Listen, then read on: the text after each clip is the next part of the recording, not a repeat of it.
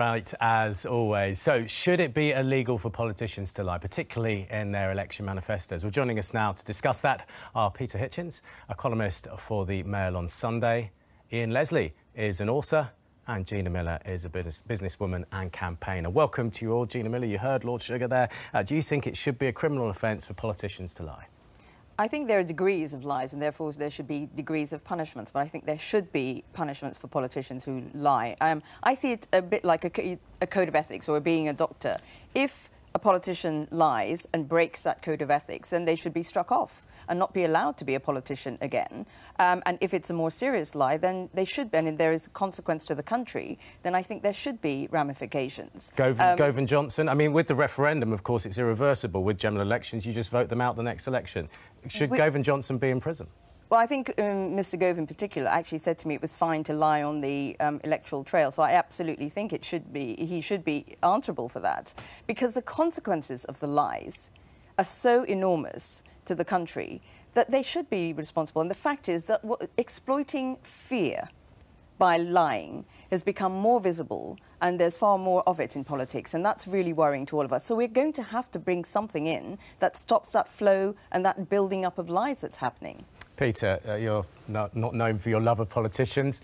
Would you bang them up if they lie? Apart from the practical unworkability of it, selective victor's justice which would follow, and the losing opposition being prosecuted by the government while people still remember what had been said, all kinds of other impracticabilities such as that, it's ridiculous for us to pretend that the politicians are the only ones involved in dishonesty at elections. In the old Soviet Union, it used to be said that people pretended to work and the government pretended to pay them.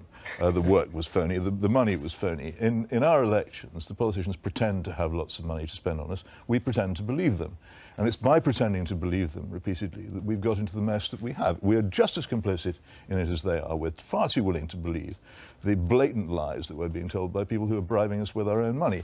And one of the reasons why democracy is going so rapidly down the plumbing is precisely because of that. So to turn on the politicians and blame them for playing this game, which we play with absolutely the same enthusiasm, is ridiculous. We can't blame the public if they're yes, all lying.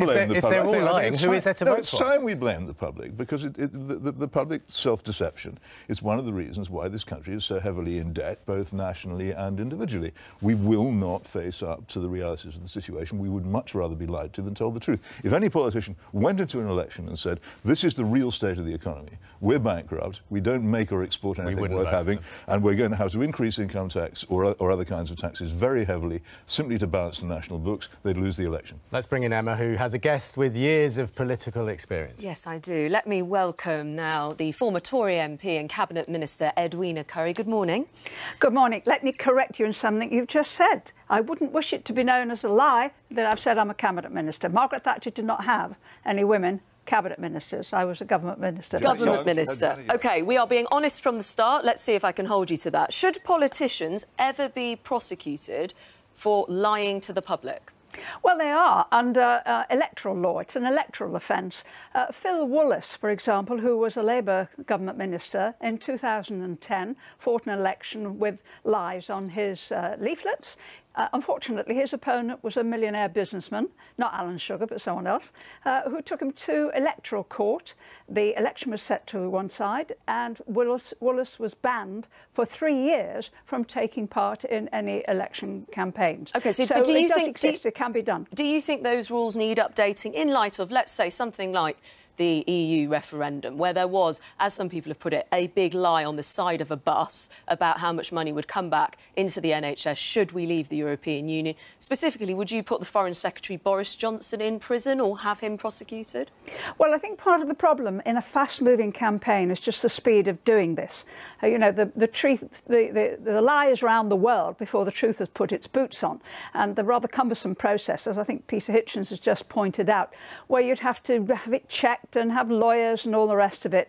By that time, you've actually got the election done, or the voting has been done, and people have taken a decision. And of course, the best lies are the ones where there is an element of truth. I mean, I was a Remain campaigner, but it is true that we make a substantial net contribution to the EU, and at some point in the future, when we're out of it, we won't be making that, and that money might be available for other things. So you don't sound like you want to put Boris Johnson in the can just yet. What about Jeremy Corbyn and his promises with regards to student debt? Well, as I recall, Alan Shook have misquoted him a bit. What Corbyn said was student debt, I will deal with it. I will deal with it. You can read into that whatever you like, but if you're talking to a bunch of students and to young people, they are likely to think, you know what, that's going to mean no student debt. It's going to mean no fees in future. That would be absolutely great. We will vote for that. So 1 million of them did, and some of them even voted twice, which is, of course, another electoral offence. Well, let's stick with this for a moment. Edwina Currie, can you honestly say now you never lied while you were in politics? Let me tell you the truth. Of course, I occasionally lied, but sometimes it was because the truth was so unpalatable that people found that very, very hard. And sometimes you had to say to people, look, you're not going to like what I'm going to tell you, and particularly with constituents, but I won't lie to you. And they would then try and find somebody else with a second opinion because that's what they preferred. Peter Hitchens has referred to that as well. He's quite right. What's an example of what you lied about? Anything major that you actually regret? For example, I represented a coal mining constituency, and it was more than obvious that the pits were going to close. They had been worked for many, many years. They were worked out. They were dangerous. They were being heavily subsidised to keep people there. We were going to have to find something else for people to do. That was not at the time of the miners' strike, when these men were at work, a palatable thing to stand up and make speeches about. But in the aftermath of the miners' strike, when people realised that change had to come, that was the approach that I took. And indeed, we got Toyota, so we were successful. Edwina Currie, thank you for that. Sean, when it's not palatable, you don't say the truth necessarily at the time. Sometimes the truth is actually more harmful. Ian Leslie, with good time to bring in our lying expert. You've written a book about lying. Did you lie about the book? I lie about everything, so let's just say that right off the bat. Are politicians worse than the general public? I don't think so, no. I think politicians, if anything, probably lie less than members of the general public, because whatever they say is exposed to such unforgiving scrutiny that they have to be very, very careful about what they say. In actual fact, I think the reason we start to think of them as a little bit shifty and a little bit dishonest is that they're always guarding themselves against any kind of possible accusation that they could be lying. And the fact is, you know, people lie all the time. We all lie all the time. And that was the big theme from when I talked to all the psychologists who study this for a living for my book. They have various different theories of how lying works and why people lie. But what they all agree on is that people lie habitually and you know, it's part of daily life. So one psychologist came up with, you know, found this figure, which is that people lie 3 times within 10 minutes of meeting each other. Right? So, I mean, we've only met a few minutes ago, and I've probably already kind of told a few porkies. So another one found that people lie on average about twice a day, which I think is probably concerning. There are lies and lies, aren't there? The lies which really make people angry are the lies told to damage other innocent persons, bearing a false witness, or lies to gain advantage over other people unfairly. Those are the lies that matter, and those lies, of course, are told in politics, and I think in business as well. So, Ian, there are different degrees of lying. Are business people worse than politicians? You've just painted quite a good picture of politicians. I think they are just as bad as politicians, if not worse. You know, I work in business as well, and the idea that business is more honest than politics, I think, is absolutely ridiculous. You know, business people exaggerate and prevaricate all the time, and so do we all. It is not confined to just politics. I think we've got people in all walks of life who've risen to the top, who then have sticks and carrots as to why they're lying.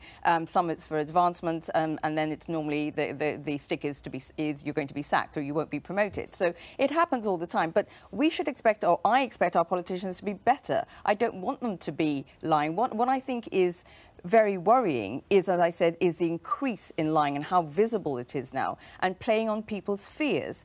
When you are lying in politics, I think, and you're exasperating people's fears, and that's not a responsible thing to do, and we have to have some checks and balances when it comes to lying that creates fear. Yeah, politicians have been lying for years. Yes, they have, I know. Jonathan Aitken, Jeffrey Archer. And then Churchill very famously said, when he was asked about lying, he said, "I've lied many times for my country, but less frequently to my country." And that is the difference. Does it seem worse now because the public and the media are a lot more connected through social media, so we can share our views? He's lying, and then you put it out on social media and everybody else sees it. Whereas before we couldn't do that. But the public are partly to blame on this, because I have to say that I think that, you know, if you look at the end of 2016, the statistic was only 15% of the population trust politicians. But how vocal are they at actually saying to politicians, "Well, I don't trust you"? They are quite willing to take the lie because perhaps it's lazier, it's easier, so they are complicit. 5 years of moaning that politicians always lie, and then 30 seconds in the polling booth